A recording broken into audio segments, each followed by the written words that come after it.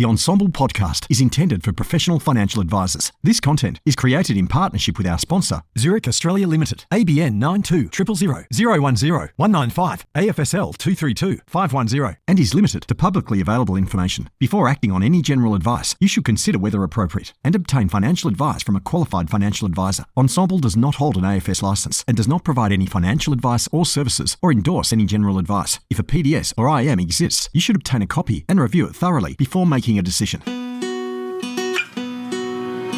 Hi, I'm Andrew Rocks from Ensemble, and I'm thrilled to be bringing to you the podcast Engine Room that's devoted entirely to the practices or the business of financial advice. Over the course of the next many months, we're going to be interviewing Australia's best independent and boutique advice firms, their practice managers, their GMs, on what environment is conducive to being a best practice, how they keep talent, how they attract talent, and what the future of financial advice is. It's the Engine Room podcast. Welcome aboard. Zurich is proud to be supporting this episode. The Zurich and OnePath Advisor portal is more efficient than ever before, giving you access to 2 leading brands with 3 highly sought-after products, underpinned by 2 powerful underwriting engines, all with 1 simple sign-on, making it easier for you to do business and perform at your best. Hi, my name is Andrew Rocks, and welcome to another edition of the Engine Room podcast. I'm really excited to be interviewing Tim Benson from Infinity, who has flown all the way down to Sydney to see me. It might be the lure of a potential beverage afterwards. So, Tim, welcome to the Engine Room podcast. Thanks, Andrew. Yeah, good to be here. And look, we've had a bit of a chat beforehand, and you're one of the more aspirational planners that I've come across in the last couple of years, and that's going to play out over this podcast. But before we start with where you're going and all the excitement associated with that, I'd love to hear the backstory of Infinity, because it predates even yourself, doesn't it? It does. No, I was 1. Oh, you're 1 year old. Yes. Okay. So, my father started 34 years ago now, and in life insurance, obviously the tied agent. So I always grew up around financial services, always wanted to be in the business, and then would have been 24, 25, and I was going to start with Dad, and he said, look, you're not ready, you're old enough yet, not enough. Sorry, when you were 4 or 5? 24. Okay, 25. just checking. Okay. Right. Did I say 4? So then he said, you're not quite old enough yet. So I came back to the business when I was 27, and I just had to cut my teeth. He said, once you can do every job once, correctly, well, then you can move on to the next one, so forth and so forth. So it started out with paper applications and hand filling them out, sending them off to products and making mistakes and having to fix it. So I've definitely learned some good lessons through that, and then obviously progressed into being an advisor. And pre that, what were your jobs before you came back into the fold? I liked sport at school a lot, so I didn't really study too much, and ended up doing a school-based apprenticeship, and then started my own maintenance business off the back of that, and had 3 or 4 carpenters running around and doing some labouring work. So, it was good. Okay. So quite entrepreneurial from an early sort of start. Yeah. Oh, very good. And so you've joined up at 27. Now, Yes. You look a little bit older than 27, not that much older, but a little bit older.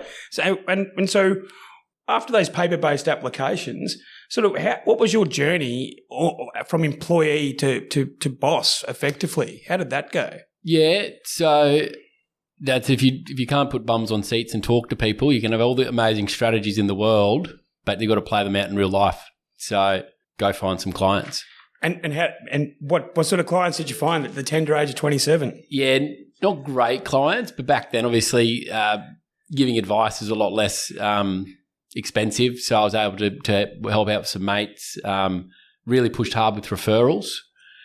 And then my wife fell pregnant. So I thought, well, it's really important to have life insurance. And my sister, who does the marketing for our company, always talks about hanging out where your clients are and you'll find more. So I ended up doing a baby show and stood there. Father thought I was a madman for doing it. He turned up and laughed. But I think I booked 68 appointments that day. So was that the toddler and baby show? Correct. I remember it vividly. There you go. I reckon some of my businesses went there as well. Great time. People have got big decisions they've got to make, and they've come on in the twinkling of an eye, so to speak. Yeah, my wife wasn't hurt. She would have been 30 weeks pregnant standing there, but she backed me in, so it ended up working out well, and it was a good organic way to build a client base. I quite often ask, what were the events that shaped you, but that sounds like one. So that was in the the Brisbane Exhibition Centre or something. Correct. Yeah. Oh, very good. And many of those clients back then, I think they would have been 2013 or 14. Correct. That's about it. Yep. And how many of them are still in the Infinity stable? We've got a pretty good retention rate, around about 97%. So I was only speaking to Will, who's looking after those clients today, and he said, yeah, actually one of them, it was a nurse. And she applied for a job with us yesterday, and she's a client because she's over being a nurse. She wants to get into financial services. So. That's really interesting. People coming out of nursing actually make really good financial planners. They've got the empathy, they've got the human side, and the skills can be taught. This is a whole other podcast subject. But what I might do is get back to the actual engine room and. Your business now has grown. It's multidisciplined. Yeah. But what I'd like to do is just ask you a bit about the type of clients that you currently love taking care of and the range of services that you have. Just paint the picture for me, please. Yeah, we've got a wide variety of clients. I wouldn't say that we try and niche into an area exactly. We've got clients that Dad took on.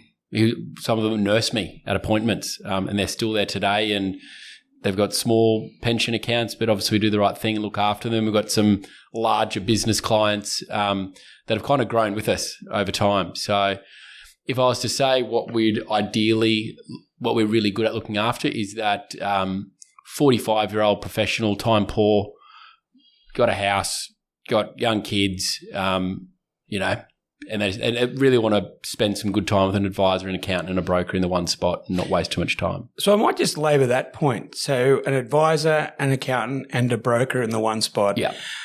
There's no one more time poor than someone who's full-time employed, raising children and probably looking after their elderly parents. That's the sandwich generation. Yeah. Yep.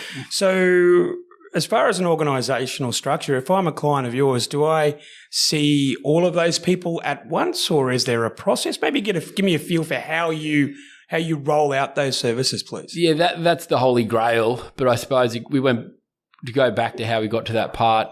We surveyed our clients in 2017 and said, we always ask our clients, what can we do? What can we do for you guys? And they said, if you could have all this in one spot, it'd be really good. So then we went on a process of acquiring accounting firms. It's more so that a client is got, what am I putting to superannuation this year? We can quickly turn out to the back and get the information off the accountant and give the advice there. Occasionally, we will have all people in the room when the advisor is giving advice, but doesn't happen all the time. And maybe give me a feel for your organisational structure. How many ARs do you have in advice?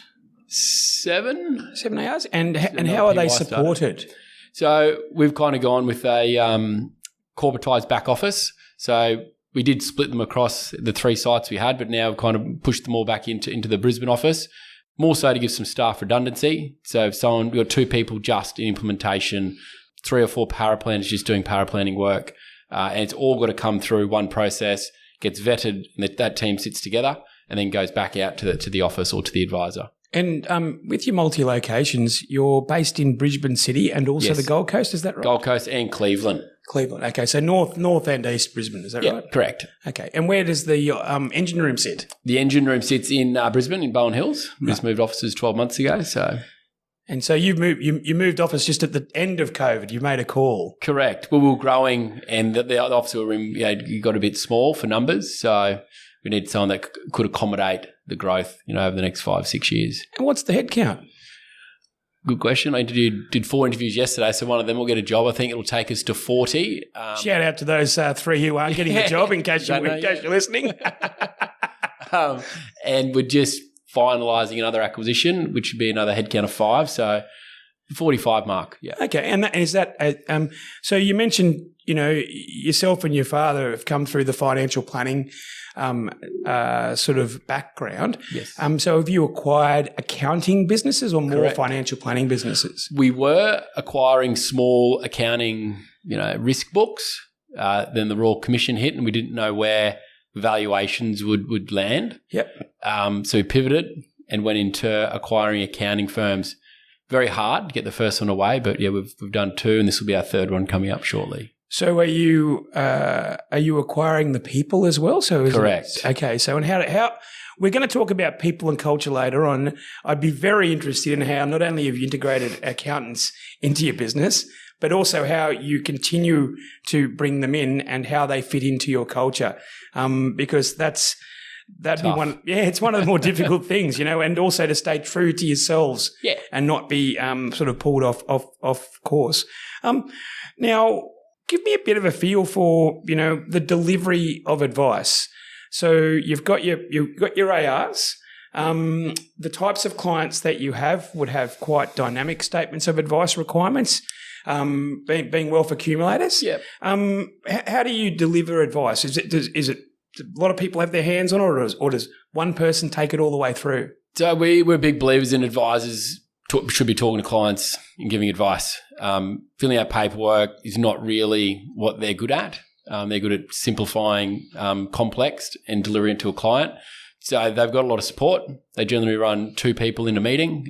We've got 2 PYs at the moment, and they support the advisors. And then we've got some associates and other support people that kind of do all the file noting. But the advisors, ideally, 2 meetings a day, 5 days a week, and that keeps them pretty busy in front of clients. And we were talking off air that you've made some mistakes. Yes. In relation to putting your engine room, so to speak, together. Maybe if you could share the learnings from those mistakes. Now that you've stopped crying intently, just so give me a feel for the learnings. First of all, the mistakes that you felt that you made, and what you've learned and how you've changed the structure of the business. Yeah. So if you're sitting across, a sporting advisor from start to finish. You're doing a little bit of implementation. You're doing a little bit of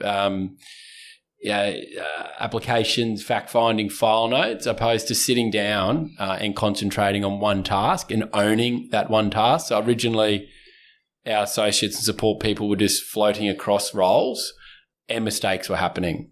So we've now brought that back and corporatized it back into the office, and we've got redundancy in the role. So if someone's sick or someone leaves the business, there's always a second person that kind of can pick up where that person's left off.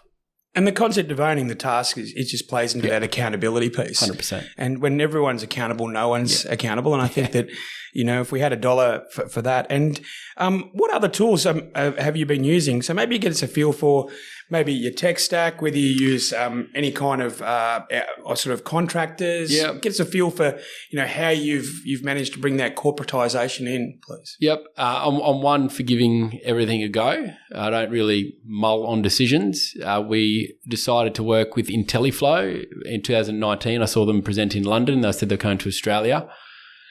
A little birdie tells me you're their first Australian client. We've been working for a very long time now.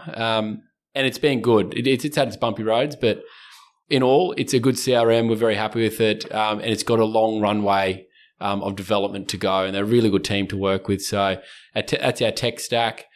We use CDM, which is another tech that's come out for insurance. It's pretty popular in the market now. So what makes it good? It just pulls all your data and puts it into one CRM dashboard where you can see what policies are lapsing, what's up for renewal, and then you can quickly get a price if you need to reprice a product. So we've only just started using it in March.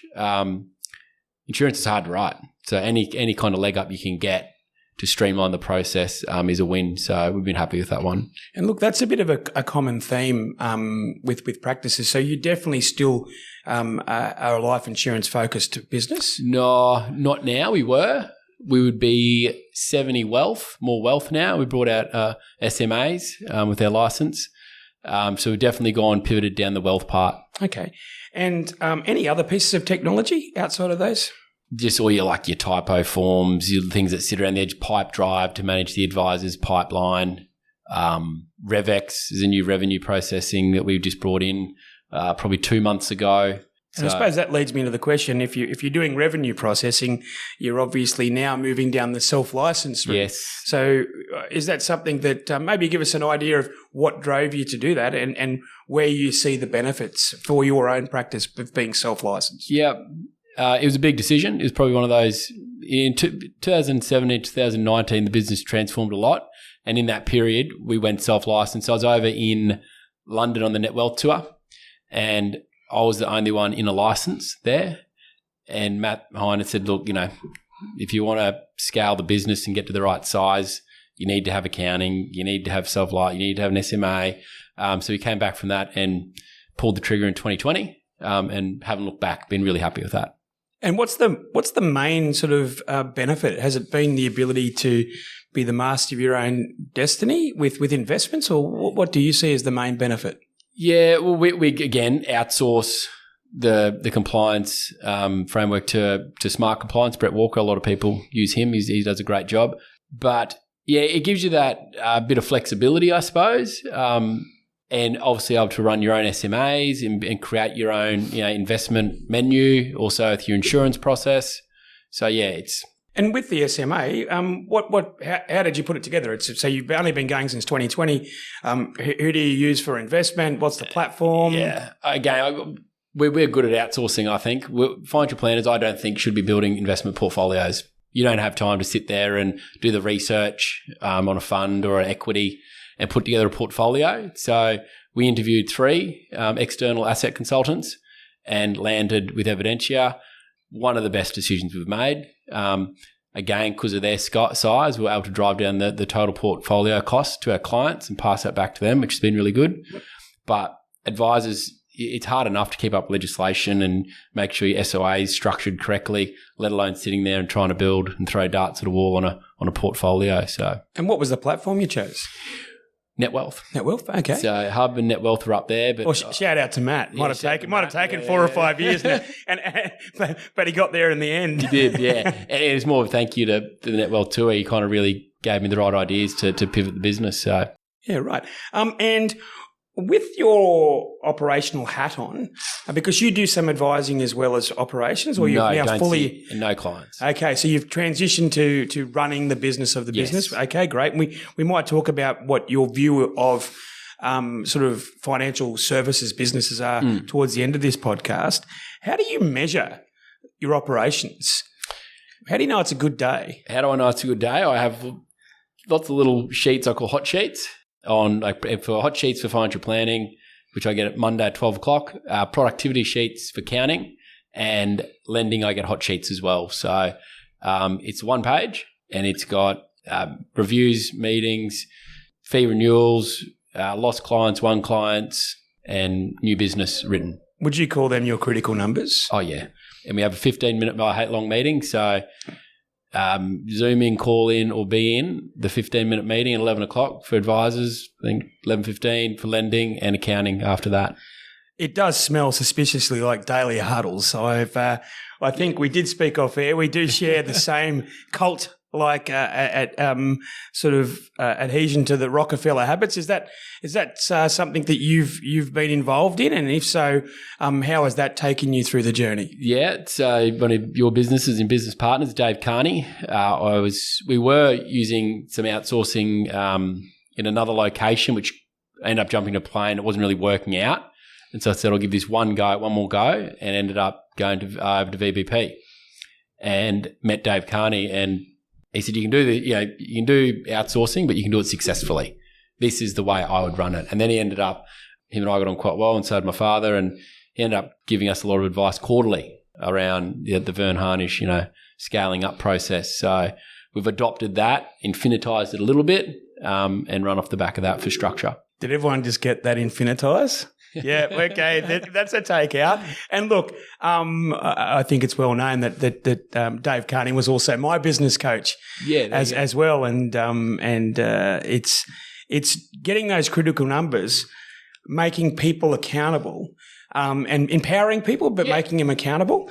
And with an expansive mind like yourself, sometimes it's also just getting those 100 things to do and getting those rocks or those priorities. Yeah, correct. Would you agree? Yeah. And so I don't know if you're listening, Dave, but you've got another successful one here.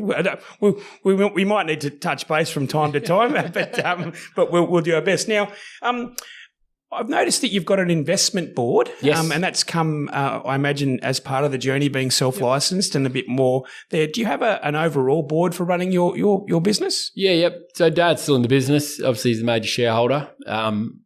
We've got an external accountant advisor that sits on that.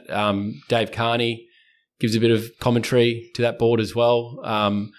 James Mead's helped in the past, another ex-MLC corporate. Pretty much to make sure I stay on the straight and narrow. So, I'm good at chasing projects, and so it gets put up there, the financials and the projects. We always say one thing a month, 12 things a year, and that's enough to change. So, and with that in mind, when did you start down the path of becoming multidisciplined?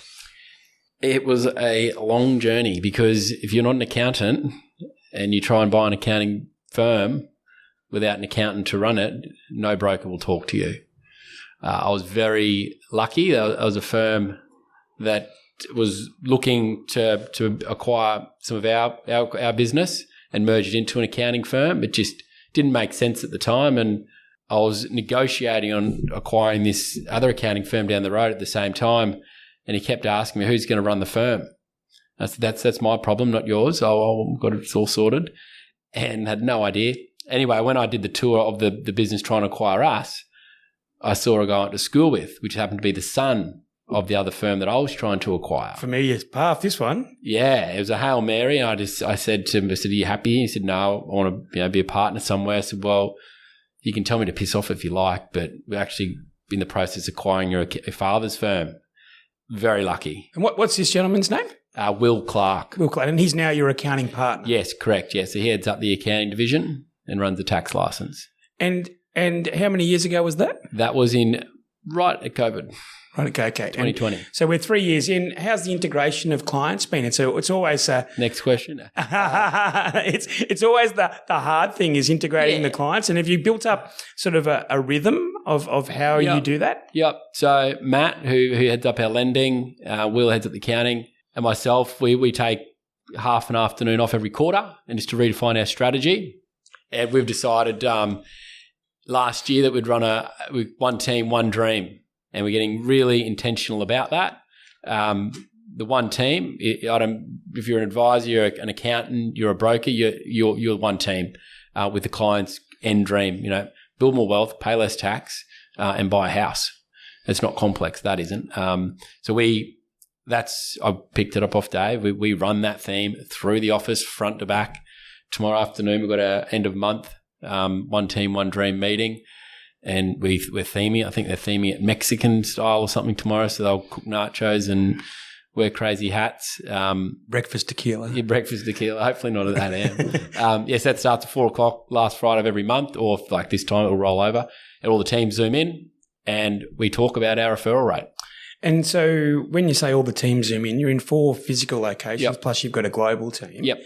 How do you maintain sort of the culture, or do you do get-togethers, or what's one of the things that you do to bring post-COVID to bring people along on that journey, that one team, one dream? Well, we nearly, because it's quite a sizable office now. I've got 4 reports, and underneath that, there's teams underneath there. We were contemplating going down the corporate path. Yes, if you're not at work, you're not here. No work from home, really structured and a bit like a bank.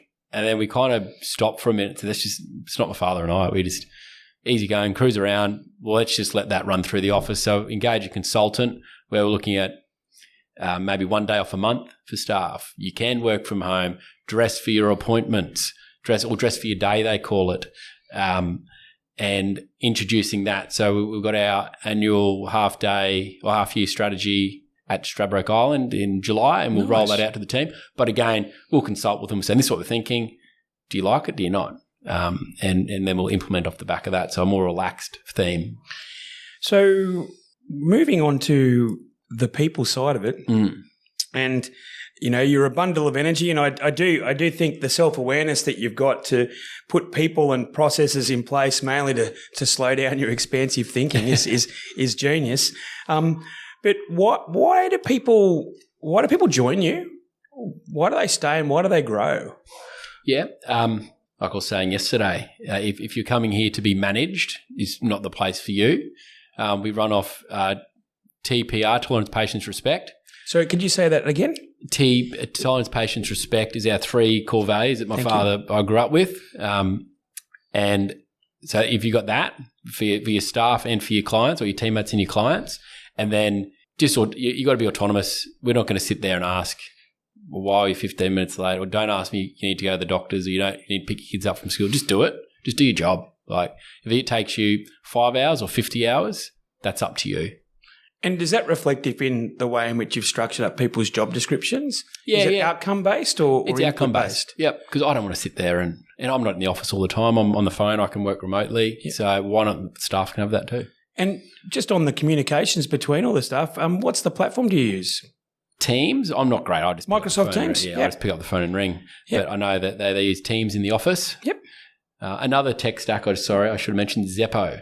I've been speaking to some of your team over in the Philippines, and we're looking at integrating Xeppo as our master spreadsheet. Matthew Heiner again gave me that tip to look at where our clients sit and how we can integrate them better and know where we are at a daily basis. Okay, so and it's just knowing what you've got to do for a living and knowing where you are and having that full information, people don't have an excuse but to do their job, do they? Yeah, correct. And the hot sheets don't lie. That's right. The hot sheets. You've got to enunciate that correctly. You say it too fast. It's definitely not a phrase for podcasts. Now, tell me about your recruitment process. It's hard. That's what it is. Yesterday, I had 4 interviews. We've been told 3 of them are going to fail. You just told that. Yeah, exactly right. No, shout out. These ones are different. Yeah, so we've got Seek. We've just paid a very large recruitment fee that unfortunately didn't work out after 4 days. Our best has come from the university. So we've got a little scholarship with Griffith University. So we've actually got a candidate starting in the accounting side of the business. It came from that process last week. Word of mouth. I say to people, put it out in your little Facebook groups, whatever, that we're looking for people. And well, you have 40 people plus people in your business. Yeah, correct. Tell me about the Griffith University. Is it like an internship or is it what intern into full time? Okay. Because that's been our best. We all look at our best staff that have done really well with our business. Will, Bree, that's where they've all come from. So I thought I'd just go back to the source. No worries. And I know from anecdotal history, you manage a global team. What tips do you have for other people who are looking to manage teams in different countries? The daily huddle. If someone can work out of Cleveland, why can't they work out of Philippines? If someone can work in Sydney for a Brisbane office, why can't they work out of the Philippines? They're very efficient. They've got a lot of support around them if they can't get something right. And they're lovely people. They're very honest, truthful people. But getting back to it, it's that having that daily huddle. You're only 24 hours away from a solution or sorting out a problem. And having that cadence, that regular cadence creates comfort. Yeah, and having managers that manage them. So Aaron, he's an integral part of the advice team. He manages the paraplanning and the compliance. Aronson manages the support and implementation team. So, and he's regularly communicating with them all day. So, your stereotypical back office effectively are logistics. They're managing flow of information, workflows as well. Okay, well that sounds pretty good. Now, how do you reward your people? What does success look like for your firm? And if you are successful, what do you do for fun? We do like to keep a bit of fun in the office. We're going to, like I said, we've got this strategy trip came about when we opened the Cleveland office, and every time we do an end of year video, everyone just talks about the funny stuff that happens on that trip. So they enjoy that. We try to do a nice Christmas party, and then we've got a beer tap in the lunchroom. Okay, even my sound guy is nodding. He's absolutely had no passion at all for the last 30 minutes, and now he's nodding and smirking. Well, it's good because it brings people together, really. On a Friday or Thursday afternoon, they sit around there, pour a couple of beers, and it might be an accountant talking to an advisor or a broker, and yeah. Yeah, look, I think it's still a relationship business. Yeah. And relationships can be with you and your client, but it can also be with you and the team that services that family group. And I think that if I was a client, I would like to know that the team that I've got get on well with each other. Yeah. And there's trust and a real common desire to achieve for me. That would be my thoughts. And then we also like sending, our team that are working really hard to the VBP conference. I think Han's going over there. He's in the paraplanning team. Our number one IntelliFlow user, because IntelliFlow has that data to see who's using what, when, and how. Bree is off to the IntelliFlow conference in London next week. I think she jumps on a plane. And does she know it, or is this hot off the press? Yeah, I hope so, because the flights are booked. Yeah, she's tying on a bit of time, I think, in Paris. So good on her. Well, that sounds awesome. And in relation to your business, you say you do the daily huddles. You've got quarterly meetings. The types of clients that you have, how often do they require their meetings? What's the service sort of rollout for you guys? Yeah, I'm not a big believer in annual reviews. Like if something happens to me now and I've got to wait 9 months to see my advisor, it's just not, doesn't make sense. The annual reviews are booked in because that's just the way the industry's set up, but we're very active.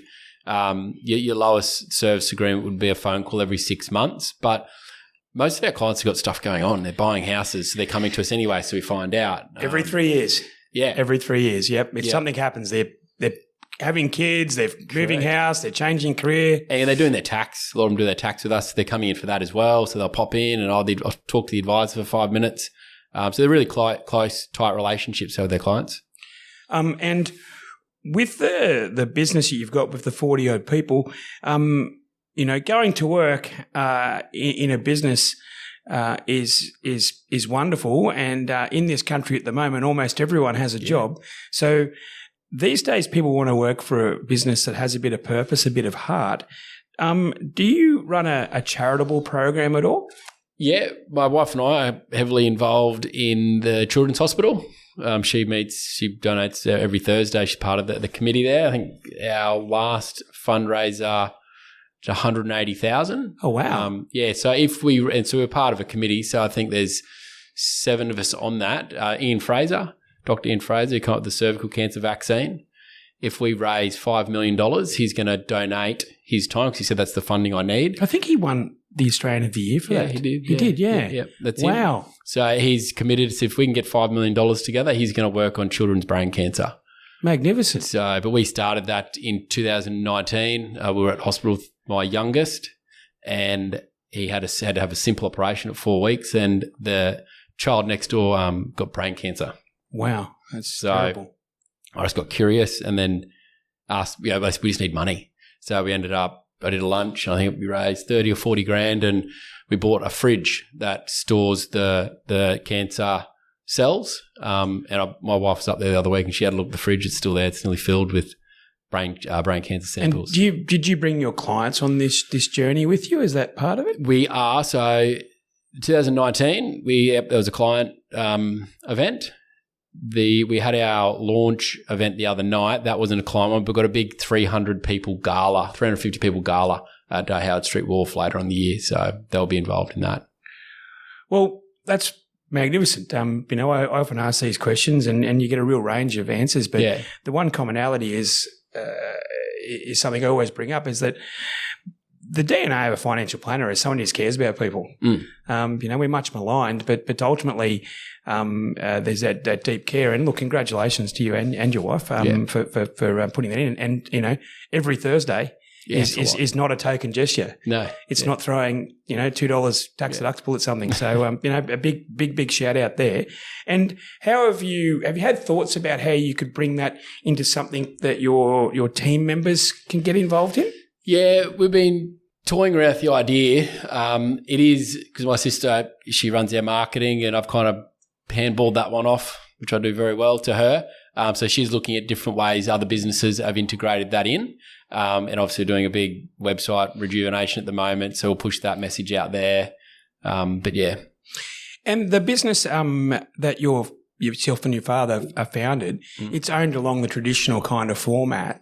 What's your vision for the future with the business as it gets bigger and bigger? Yeah, as it gets bigger and bigger, Dad is, I think he'll work till he's 75. He can't sit still. He's not in there every day, but he's always about. He's the nice guy. We want to bring up our younger advisors and staff members. We've been talking to some private equity firms about, producing some capital, and maybe myself and my father selling down some equity. Okay, so it's not just a thought bubble. No, and as you've bought and sold businesses, there's a long process and lots of tax issues, compliance, and things that you got to get through. So yeah, we're working away at that at the moment. Well, I hope you've informed your team that this is on the horizon, because they're probably going to listen to this. So, no, well done. Well, that's, a big part of my question is all about the people and culture. You might have built this best practice operations, but unless you've got people willing to put discretionary effort and ideas in future, you don't have that one team, one dream. So well done on that front. Thank you. And what I was also going to ask what's an error that you've made in relation to people and culture? Have you had any kind of learnings that you've done?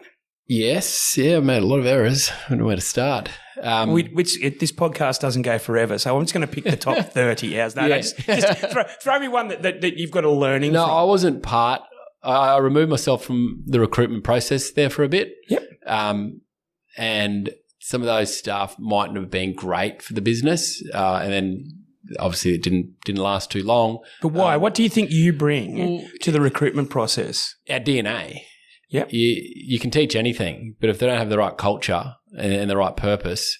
And is this hark back to that tolerance, patience, and respect? Yeah, 100%. Yep. Yeah. And do you ask people, how examples of when they've had those things in their life? Yeah, you do. Pretty much that's most of the interview. And you can tell. You got to have respect for the Woolies checkout lady when you get your groceries. Thank you. Have a smile. You just don't know what day they're having. So you can tell when someone walks into the room and they speak to the receptionist, the way they ask for a coffee or a water. You can tell if they have that. Yeah, and I think that if you can tell from first impressions, then your clients aren't dummies. They can tell as well. Agreed. Yeah. And coming from Brisbane, it's a pretty. It's a big country town. A lot of people say that. So I think that they are very down to earth in the way in which they conduct themselves. Yep. So no, that's fine. And the industry. Okay. So if you don't mind me asking, how old are you now? Nearly 36. Okay, so you've been in this game for 10 years, you actually 35 years, because you started when you were 1. Yeah. You had that rough patch between, between 9 and 11 where you drifted off to probably play some sport for a while. But so you've got a good business, you've got a good platform, and you are at least, 15 to 20 years in this industry. What do you see as the vision for financial advice practices? Yep. Maybe start with what you think would be the ideal, and then also where you think the spin-offs will be in building a practice. Yeah. Paul Barrett, I think your last guest on this show, releases some good content just around these super firms, which we kind of read religiously when he releases the information. It's really hard to run a practice as a single-man band and to keep up with compliance and keep the lights on. So you got to have some scalability, and you got to be able to pay people the right money for the expertise to work in the business. The margins of they were running 20, 30 years ago is way gone. So expect good return on investment, but you got to have the right scale to get that. And I think you just said something very profound. You've got to pay people the right amount of money to do the job. Yeah. And I think, a while ago in this interview, you said that you had people doing bits and pieces of jobs. Yep. You're probably paying them bits and pieces of wages. Correct. And now you're getting hyper specialised people who you then are also, I imagine, scaffolding with ongoing training and development. Yeah, correct. And get out of the way. And just and just have that sort of objective. So you're a big fan of the super firm, and super firms are the ones where you are building that engine. Yeah. But the counterpoint to that is that you're one business where people come in. Yep. Do you ever refer out for any speciality? Is there any need to? I imagine maybe estate planning or whatnot. Estate planning, yeah, legal. Clients come to us for a lot of things. Real estate agents, but we've got a Cohen handler. I've got a good relationship with them as a buyer's agent. Yep. Lawyers, yeah. Yep. So they're going out and they're sort of a specialist for a particular transaction, and they come back into the fold. Yep. And since you've had the accounting firm where people, are compelled to have to use you every year, have you found that that's improved or picked up on client developments faster, or is it just still down to that ongoing financial planning relationship? Yeah, the financial planning relationship is the sticky one. They'll generally come in to see their financial planner and go through everything. A lot of the times people just email their accountant. I'll send that back, sign that, and get it done. It's a transaction. But because they're coming in, we always uncover more things for an accounting-wise. So it's helped with that by just running those joint meetings or being out of the accountants don't like it too much, but you come out the front end, meet with John, and righto. And the clients really appreciate that. Yeah, I think so. Putting a face to the name is correct. Now, with your growth plans, I know that you flew all the way down to Sydney today just to talk to me. I wish that was the case, but you're actually in Sydney because you've got some other plans afoot. Maybe give us a bit of an idea of what's the next steps in your business growth. Yeah. I suppose back to square one for Sydney. We've got a substantial amount of clients, not enough to have a standalone office and support team down here. In our office advisor, been with us 5 or 6 years now. He's actually at the baby show, setting up right now. Is that right? Yeah. We'll give it a test down here, and when the right acquisition comes up. So we're intentionally here. We don't have a footprint as such, but we're definitely making a way to be down here permanently. What would be the type of practice that you'd love to get involved with? Would they be similar to you, or would they be pure play financial planning or accounting that you'd like to bring into your business? Yeah, it would be a financial planning firm. We do like the insurance books. The advisors that are getting too stressed and too overwhelmed with no back office or no scalability that would want to join and slowly exit for retirement. So nothing huge, I would say, but just the right firm. And again, same way we interview staff, we interview our buyers. So. And as far as organic growth in Brisbane and head office, we've now come out of a COVID. We're now getting that there. Are you seeing an uptick in the organic growth as far as client numbers with your advisors? Definitely. Client referrals from other clients has been significant. The accountants do refer quite a lot, so a lot does come from there. But I've never seen as many new faces walk through the door on my hot sheets come through our office. So you can't go – we've got an office out at Cleveland. Suncorp Bank branch was there. So now they seem to be finding their way into our office. So it's worked well. Yeah, wonderful. And in relation to the vision for the industry, you've mentioned what you would say would be a super firm. But where do you see the industry going, given that you've got a lot of runway in front of you? You hope for all these things, but all you can do is just play what's in front of you. So being self-licensed, you stay away from a lot of the noise. The rules are the rules. I don't think they're going to pull them back like they say. I don't think they're going to make it cheaper to deliver advice. Just get on with it. You can still run a profitable practice the way it is. You can't change it. So I don't want to make a prediction in the next 12 months, let alone 3 or 4 years. So I'll just play with the rules that are in front of me. Well, it's fair to say, I mean, you've been in practice in proper since 2013. I think the future of financial advice started rolling out in 2012. So change has been your only constant in your career. And look, I've known you for a couple of years, and I've seen the growth both vertically and horizontally in the business and the offerings that you have. I'm also seeing how you care for your team and how that responds as well. And so if anyone would like to reach out to these guys, there's plenty of links there. If you're in Sydney and and what the it's called Infinitize. And you want to be part of the Infinitize. That sounds like a sort of a like something you can dance to. Yeah. If you want to be part of that Infinitization, I just made that up.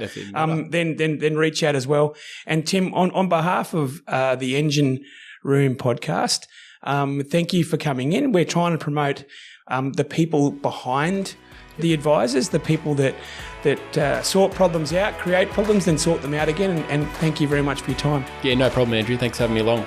Cheers, mate.